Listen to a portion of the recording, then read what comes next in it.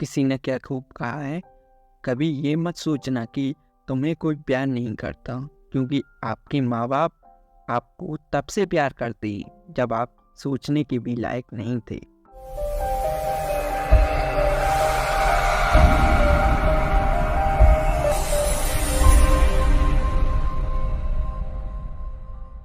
एक बार एक पिता और उसका पुत्र जलमार्ग से कहीं यात्रा कर रहे थे और तभी अचानक दोनों रास्ता भटक गए। फिर उनकी नौका भी उन्हें ऐसी जगह ले गई जहां दो टापू आसपास थे और फिर वहां पहुंचकर उनकी नौका टूट गई। पिता ने पुत्र से कहा, अब लगता है हम दोनों का अंतिम समय आ गया है। दूर दूर तक कोई सहारा नहीं दिख रहा है। अचानक पिता को एक उपाय सूझा। अपने पुत्र से कहा कि वैसे भी हमारा अंतिम समय नजदीक है, तो क्यों न हम ईश्वर की प्रार्थना करें। उन्होंने दोनों टापू आपस में बांट लिए, एक पर पिता और एक पर पुत्र, और दोनों अलग अलग टापू पर ईश्वर की प्रार्थना करने लगे। पुत्र ने ईश्वर से कहा, हे भगवान, इस टापू पर पेड़ पौधे उग जाएं, जिसके फल फूल से हम अपनी भूख मिटा सकें। ईश्वर द्वारा प्रार्थना सुनी गई। तत्काल पेड़ पौधे उग गए और उसमें फल फूल भी आ गए। उसने कहा, यह तो चमत्कार हो गया। फिर उसने प्रार्थना की, एक सुंदर स्त्री आ जाए जिससे हम यहां उसके साथ रहकर अपना परिवार बसाए। तत्काल एक सुंदर स्त्री प्रकट हो गई।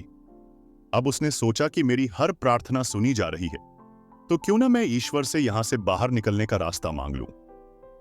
उसने ऐसा ही किया। उसने प्रार्थना की, एक नई नाव आ जाए जिसमें सवार होकर मैं यहां से बाहर निकल सकूं। तत्काल नाव प्रकट हुई और पुत्र उसमें सवार होकर बाहर निकलने लगा। तभी एक आकाशवाणी हुई, बेटा तुम अकेले जा रहे हो, अपने पिता को साथ नहीं लोगे। पुत्र ने कहा, उनको छोड़ो, प्रार्थना तो उन्होंने भी की, लेकिन आपने उनकी एक भी नहीं सुनी। शायद उनका मन पवित्र नहीं है, तो उन्हें इसका फल भोगने दो ना। आकाशवाणी ने कहा, क्या तुम्हें पता है कि तुम्हारे पिता ने क्या प्रार्थना की। पुत्र बोला, नहीं। आकाशवाणी बोली, तो सुनो, तुम्हारे पिता ने एक ही प्रार्थना की, हे भगवान, मेरा पुत्र आपसे जो भी मांगे उसे दे देना, क्योंकि मैं उसे दुख में हरगिज नहीं देख सकता। और अगर मरने की बारी आए तो मेरी मौत पहले हो, और जो कुछ तुम्हें मिल रहा है उन्हीं की प्रार्थना का परिणाम है।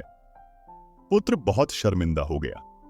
इस कहानी से हमें यह शिक्षा मिलती है, सज्जनों, हमें जो भी सुख, प्रसिद्धि, मान, यश, धन, संपत्ति और सुविधाएं मिल रही है, उसके पीछे किसी अपने की प्रार्थना और शक्ति जरूर होती है। लेकिन हम नादान रहकर अपने अभिमानवश इस सब को अपनी उपलब्धि मानने की भूल करते रहते हैं, और जब ज्ञान होता है तो असलियत का पता लगने पर सिर्फ पछताना पड़ता है। हम चाहकर भी अपने माता पिता का आरण नहीं चुका सकते हैं। एक पिता ही ऐसा होता है जो अपने पुत्र को ऊंचाइयों पर पहुंचाना चाहता है, पर पुत्र मां बाप को बोझ समझते हैं। इसलिए आप हमेशा जरूरतमंदों की सहायता करते रहिए।